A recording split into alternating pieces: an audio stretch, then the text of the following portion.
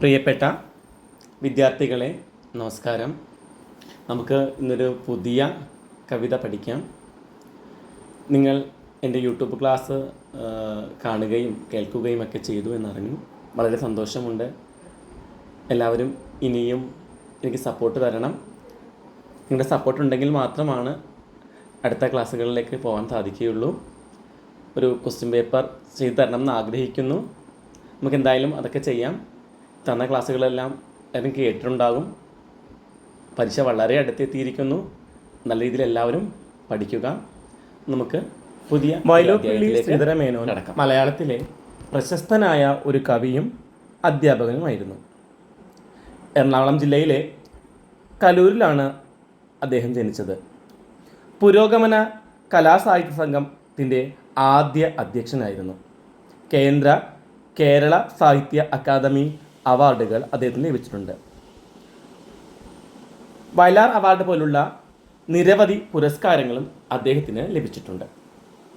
കന്നിക്കൊയ്ത്ത്, ശ്രീരേഖ, കുടിയൊഴിക്കൽ, ഓണപ്പാട്ടുകാർ, കുന്നിമണികൾ, വിത്തും കൈക്കോട്ടും, ഋഷ്യശൃംഗനും അലക്സാണ്ടറും, കടൽക്കാക്കകൾ, കുരുവികൾ, കയ്പവല്ലരി, വിട, മകരക്കൊയ്ത്ത്, മിന്നാമിന്നി, പച്ചക്കുതിര, മുകുളമാല, കൃഷ്ണമൃഗങ്ങൾ, ചരിത്രത്തിലെ ചാരുദൃശ്യം, അന്തിചായുന്നു എന്നിവയാണ് പ്രധാനപ്പെട്ട കൃതികൾ.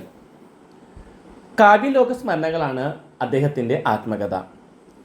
പന്തങ്ങൾ എന്ന കവിത വൈലോപ്പിള്ളിയുടെ ശ്രീരേഖ എന്ന കാവ്യസമാഹാരത്തിലെ കവിതയാണ്. വൈലോപ്പിള്ളിയുടെ ഏറ്റവും ശ്രദ്ധേയമായ കവിതകളിൽ ഒന്നാണ് പന്തങ്ങൾ.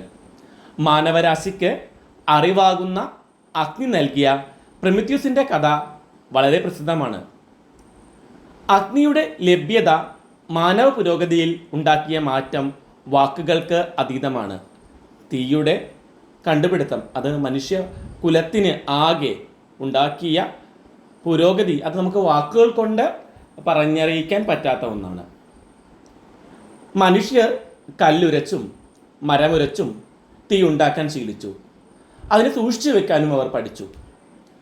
മനുഷ്യരാശിയുടെ ചിന്തകളിലും പ്രവർത്തനങ്ങളിലും അഗ്നിയുടെ കണ്ടുപിടുത്തം വലിയ മാറ്റങ്ങൾക്ക് കാരണമായി. അറിവിൻ്റെ വെട്ടം തേടി കുതിക്കുമ്പോൾ ആ യാത്രയ്ക്ക് തടയിടാൻ ഇരുട്ടിൻ്റെ ശക്തികൾ ശ്രമിച്ചുകൊണ്ടിരുന്നു. അവയെല്ലാം തകർത്ത് മുന്നേറിയ കഥയാണ് വൈലോപ്പിള്ളി തൻ്റെ പന്തങ്ങൾ എന്ന കവിതയിലൂടെ നമുക്ക് മുന്നിൽ അവതരിപ്പിക്കുന്നത്. അപ്പോൾ ഒന്നുകൂടി നോക്കാം. അറിവിൻ്റെ വെട്ടം തേടി കുതിക്കുമ്പോൾ ആ യാത്രയ്ക്ക് തടയിടാൻ ഇരുട്ടിൻ്റെ ശക്തികൾ ശ്രമിച്ചുകൊണ്ടിരുന്നു. അവയെല്ലാം തകർത്തെറിഞ്ഞ് മനുഷ്യൻ വിജയിക്കുന്നു. ആ വിജയത്തിൻ്റെ കഥയാണ് വൈലോപ്പിള്ളി പന്തങ്ങളിലൂടെ നമ്മോട് പറയുന്നത്. മാത്രമല്ല, വരും തലമുറയോട് അറിവാകുന്ന പന്തം ഏറ്റുവാങ്ങാനും അജയതയിലേക്ക് കുതിക്കാനും അദ്ദേഹം ആഹ്വാനം ചെയ്യുന്നു. വരും തലമുറയോട് അറിവാകുന്ന ഈ പന്തം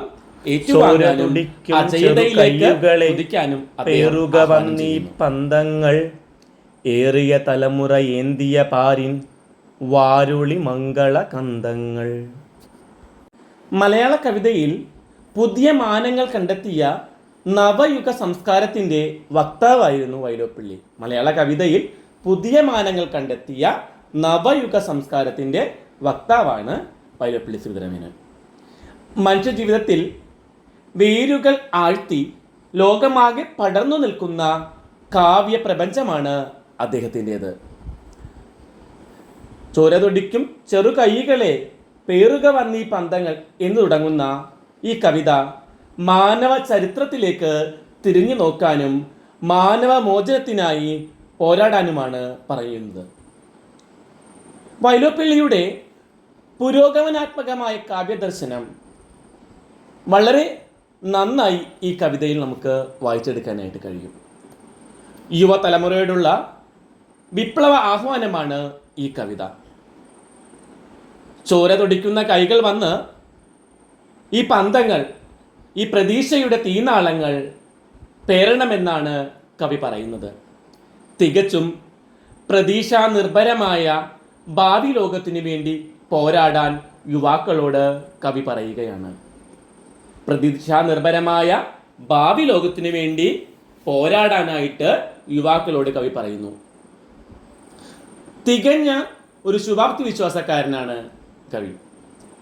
മനുഷ്യരാശിയുടെ ചിന്തകളിലും പ്രവൃത്തികളിലും വലിയ മാറ്റമുണ്ടാക്കിയ അഗ്നിയെ അറിവിൻ്റെ പ്രതീകമായിട്ടാണ് ഈ കവിതയിൽ അവതരിപ്പിക്കുന്നത്. അറിവിൻ്റെ വെട്ടം തേടിയുള്ള കുതിപ്പ് അത് ഈ കവിതയിൽ കാണാൻ കഴിയും. വരും തലമുറയോട് അറിവാകുന്ന ഈ പന്തം ഏറ്റുവാങ്ങിയിട്ട് അജയ്യതയിലേക്ക് കുതിക്കാൻ തന്നെയാണ് കവി പറയുന്നത്.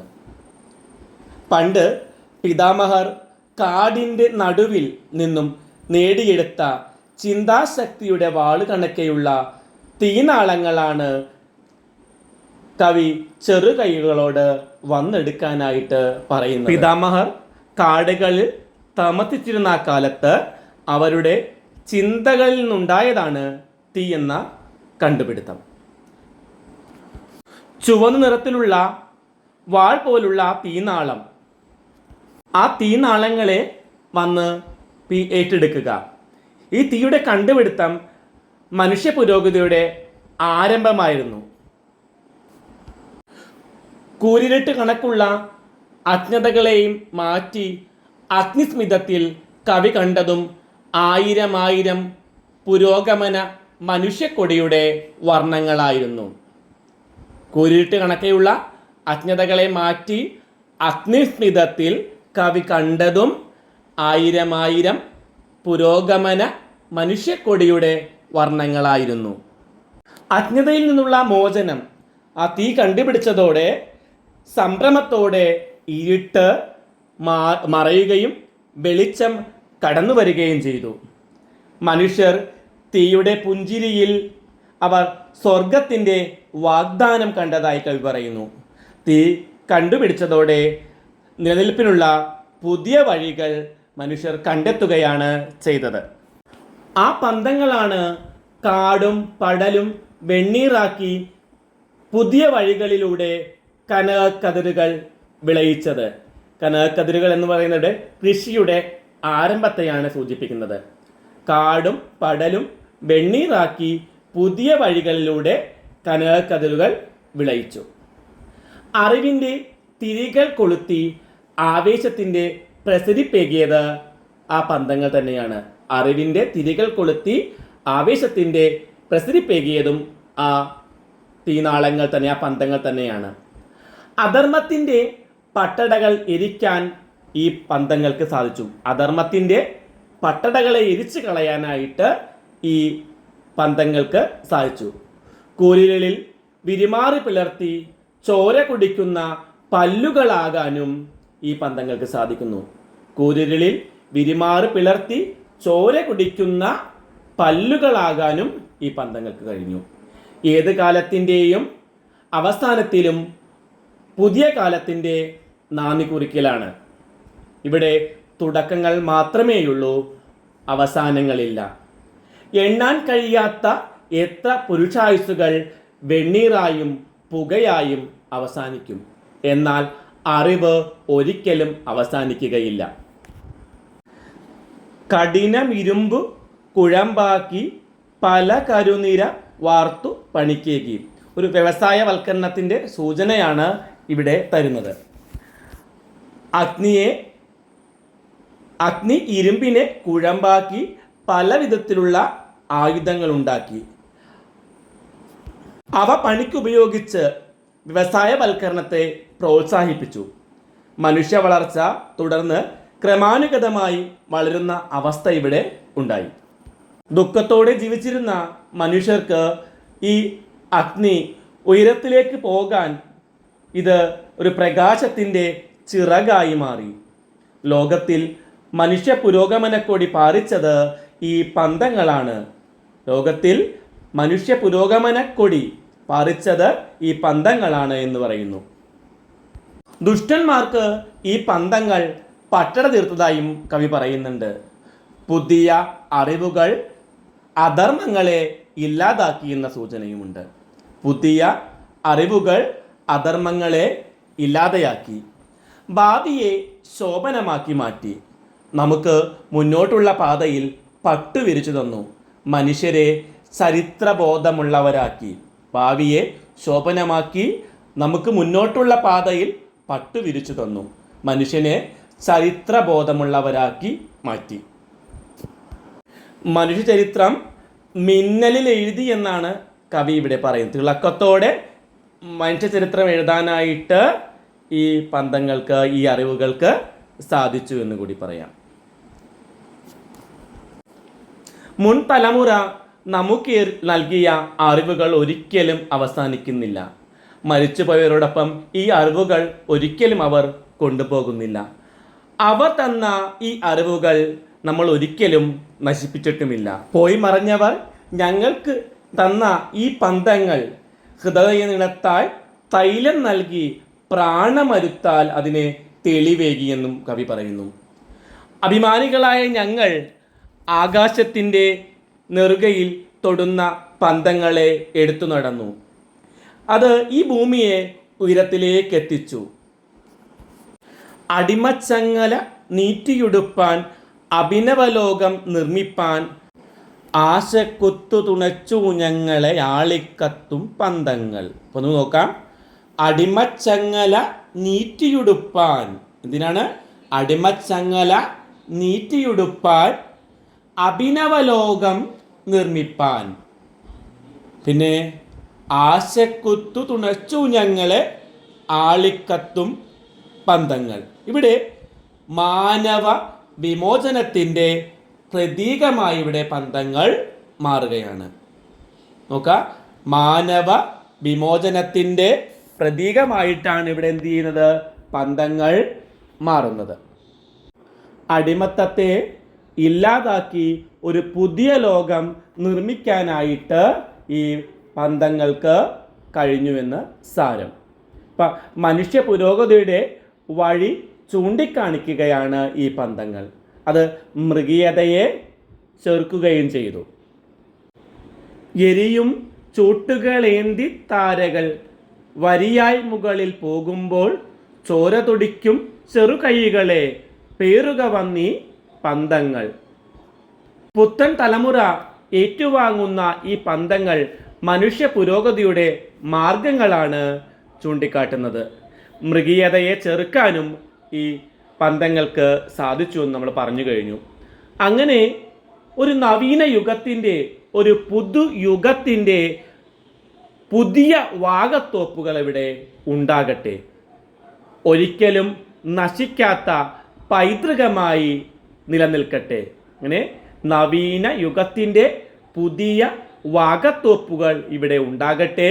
ഒരിക്കലും നശിക്കാത്ത പൈതൃകമായി ഇത് നിലനിൽക്കട്ടെ. ഭൂമിയിലെ നല്ലതല്ലാത്ത എല്ലാത്തിനെയും ഉടച്ചിടാനായി നിങ്ങൾ ഈ പന്തങ്ങൾ വന്ന് ഏറ്റെടുത്താലും ഭൂമിയിലെ നല്ലതല്ലാത്ത എല്ലാത്തിനെയും ഉടച്ചിടാൻ വേണ്ടിയാണ് നിങ്ങൾ ഈ പന്തങ്ങളെ വന്ന് പിടിക്കേണ്ടത്. എങ്ങനെ? സമത്വ സുന്ദരമായ ഒരു ലോകത്തിൻ്റെ നിർമ്മിതി അങ്ങനെ സാധ്യമാവണം. സമത്വ സുന്ദരമായ ഒരു ലോകത്തിൻ്റെ നിർമ്മിതിയാണ് അവിടെ ഉണ്ടാകേണ്ടത്. മൃഗീയത മരുവും കാടുകളുണ്ടവ കരിയട്ടെ എന്നീ വരികൾ ഈ വർത്തമാനകാലത്തും പ്രസക്തമാണ്. നമ്മുടെ നാട്ടിൽ മൃഗീയത പെറ്റുപെരുകിയിരിക്കുകയാണ്. അവയെ നിഷ്കരുണം ഇല്ലാതാക്കാൻ കഴിയുന്നവയാണ് ഈ കവിതയിലെ ചിന്തയുടെ പന്തങ്ങൾ. പന്തങ്ങൾ എന്ന കവിത അവസാനിക്കുന്നത് വായനക്കാരൻ്റെ മനസ്സിൽ ശുഭാപ്തി വിശ്വാസത്തിൻ്റെ പൊന്നാളങ്ങൾ തെളിച്ചുകൊണ്ടാണ്. ഈ കവിതയുടെ വീക്ഷണം ഉദാരവും സർവദേശീയവുമാണ്. മനുഷ്യരാശിയെ മുഴുവൻ ഒന്നായി കാണാനേ കവികൾക്ക് സാധിക്കുകയുള്ളൂ.